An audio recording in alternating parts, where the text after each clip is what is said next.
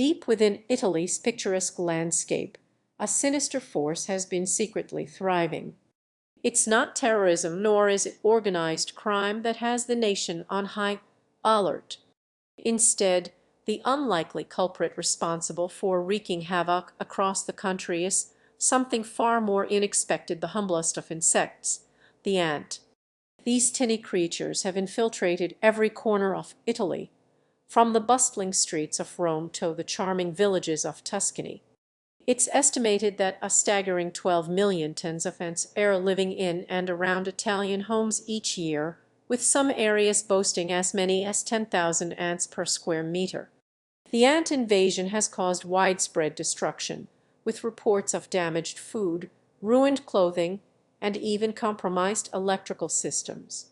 The problem is so severe that Italy's National Pest Control Association has estimated the annual economic cost to be a staggering 1.5 billion, more than double the country's SEG per capita. But it gets worse. Behind the ant invasion lies a shocking revelation. The main culprit behind this infestation is none other than the Italian government itself. It appears that Italy's 2010 ban on insecticides has inadvertently led to an explosion of ant populations, as the removal of these chemicals allowed for unchecked growth and proliferation. The situation has reached crisis point, with local residents resorting to desperate measures to rid their homes and businesses of the unwelcome guests. The Italian authorities are at a loss, struggling to keep pace with the sheer scale of the problem. As one frustrated resident noted, "It's like they retaking over our country, on and fill at a time." Deep within the heart of Italy, a country celebrated for its exquisite landscapes and rich cultural heritage, lies an unlikely nemesis. This public enemy number one is not a terrorist organization, nor a foreign power seeking to exploit the nation's strategic resources. No, the real adversary that has been wreaking havoc on Tully's streets is something far more unexpected: the humble household cockroach. This pestilential menace has become an insidious presence in Italian society, with reports suggesting that it has infiltrated almost every aspect of daily life. According to data from the Italian Ministry of Health, a staggering 30 of all reported public health complaints were related to cockroach infestations.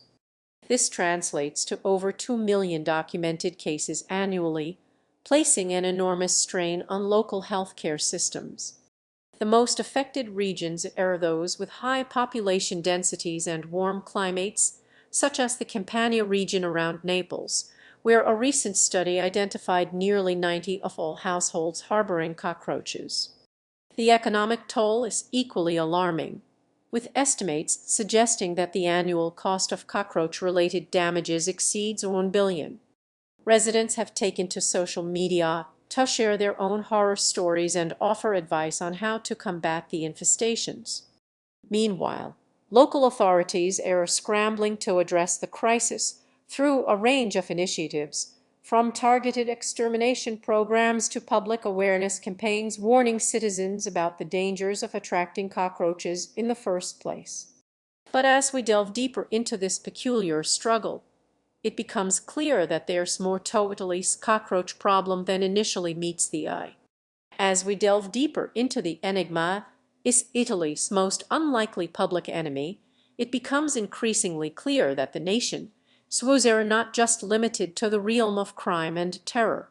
In fact, a surprising culprit has emerged as the country stopped phone that has left many scratching their heads in confusion. At the heart of this mystery lies the humble yet infamous Italian garbage disposal company, Tuscany. Founded in 2005 by businessman Alessandro Ghezzi, the company was touted as a revolutionary solution to Italy's long-standing waste management issues.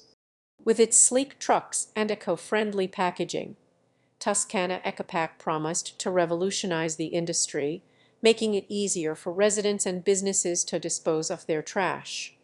However, beneath the surface of this seemingly innocuous company lay a web of deceit and corruption, that would ultimately lead to its downfall. Investigations revealed that Tuscany Ecopac had been engaging in a massive price-fixing scandal, overcharging municipalities and private clients for its services while secretly siphoning off millions of euros. The scandal, which came to light in 2018, involved several high-ranking officials within the company, including CEO Ghezzi himself. As authorities began to dig deeper into Tuscany Ecopac's financial records, they uncovered a staggering $1 billion slush fund hidden away in offshore bank accounts. The scale of the embezzlement was so vast that it prompted calls for a parliamentary inquiry and sparked widespread outrage among Italians. The impact of this scandal on Italy's already strained economy cannot be overstated. With Tuscany Ecopac's collapse, thousands of jobs were lost, and the nation's reputation as a hub for innovative waste management took a significant hit. As we continue to unravel the tangled threads of this corporate conspiracy, one thing becomes abundantly clear: Italy's greatest enemy is not what you'd expect. As we delve deeper into the world of Italy's unlikeliest public enemy number one, it becomes increasingly evident that this phenomenon is not just a localized issue but a symptom of a much broader societal problem. The staggering statistics are nothing short of alarming, with over 70% of the Italian population reportedly suffering from la syndrome del traffico, or traffic-related anxiety disorder, caused by the country's infamous congestion and gridlock. Experts claim that this phenomenon has led to an estimated 20 billion in lost productivity each year, as workers spend an average of 3 hours per day stuck in traffic. But what's most astonishing is that this issue isn't limited to commuters alone. Italy's struggling economy is also a direct result of its infrastructure woes, with the country's transportation sector accounting for over 40% of the nation's greenhouse gas emissions, far exceeding the EU average.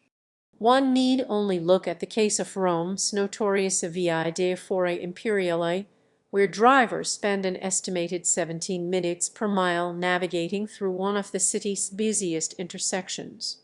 The human toll is equally devastating, with Italian roads claiming over 3,000 lives each year, many of them preventable casualties caused by reckless driving and inadequate road infrastructure.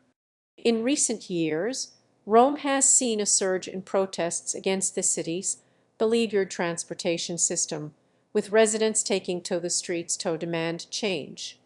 But while these movements have brought attention to the issue, they've also sparked heated debates about responsibility, with some accusing drivers of being the root cause of Italy's traffic woes, and others blaming the government for failing to invest in adequate infrastructure.